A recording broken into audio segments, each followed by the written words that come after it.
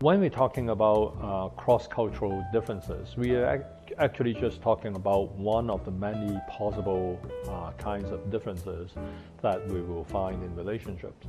Like dealing with other kinds of differences, a key objective is to achieve understanding and compatibility. When people are coming from two completely different cultural contexts, what will happen is that they think about things differently, they have like different values, and they do things differently. Some of the things are not really central or significant, so people have like less difficulty with it. Say for example, if I come from a culture that doesn't eat fish and I'm going out to dinner with you and I say that, well, I'm sorry, I cannot eat fish, it usually will not create a lot of problems, right? But if we have like differences regarding sort of the more important aspects of life, say for example, I expect you to be paying for this meal and you actually come without that preparation, that can create some issues. If we talk about like more sensitive issues like sex, like if I expect that if I invite you to come to my place after dinner, that means we're going to have sex, and your understanding is completely different, we can also run into major conflicts.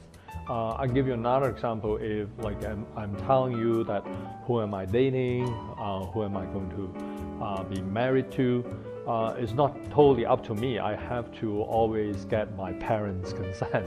And you think that it's a really stupid idea, or you think that it's a very conservative or inappropriate idea, then like, it can create conflict between us.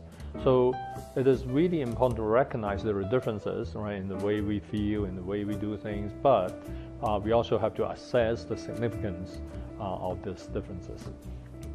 Something I really want to talk about the cross-cultural relationships or social work is that I think sometimes it could be really problematic to use culture to explain everything.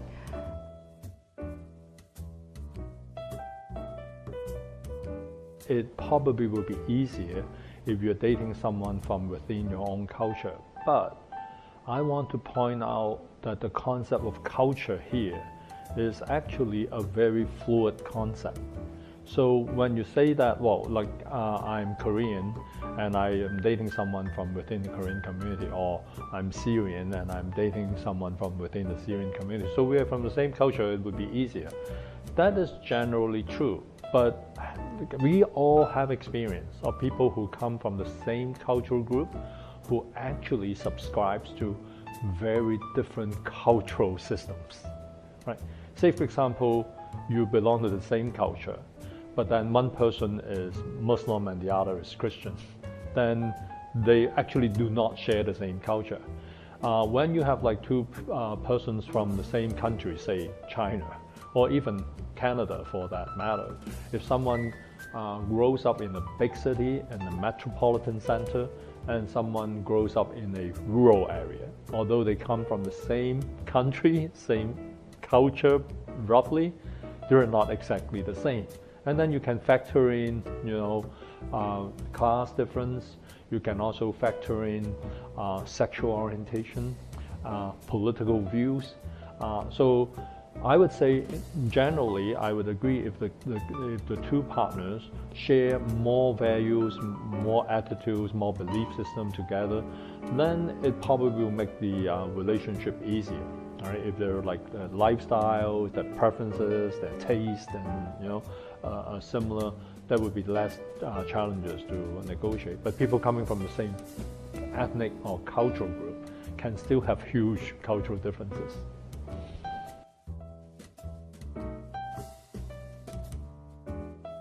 Well, I think the communication is very important, because if you're dating someone who's culturally different from you, you can't assume they understand you, right? But sometimes Chinese people, especially Chinese girls, they are very shy or they're conservative sometimes.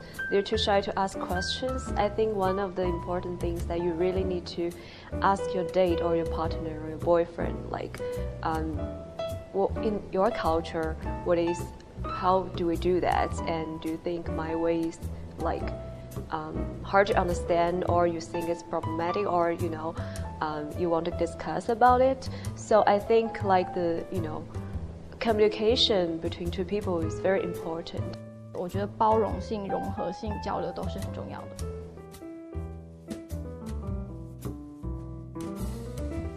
So what makes a cross-cultural relationship works, I believe, is an understanding of your partner, the person that you're in a relationship with, the understanding of the differences that you may have, and a willingness to try to work together and try to build a commonality that you guys can sort of like progress together on.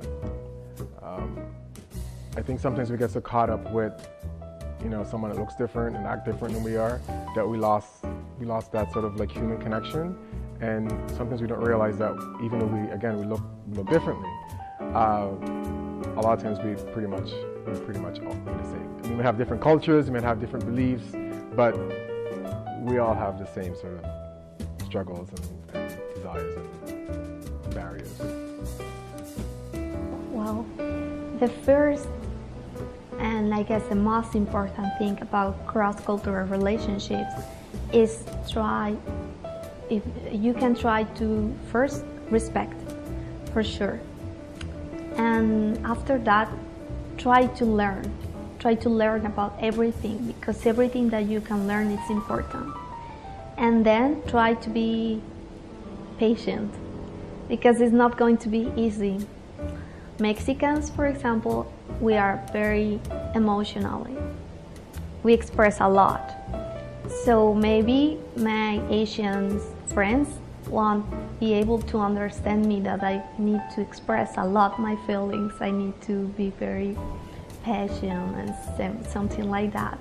Maybe if I want to have a personal relationship with a partner, it's going to be hard. Because maybe also they think that we are a little bit dramatic, but it's just our style. So I guess it's just thing to understand, to be patient, and try to really want to do it.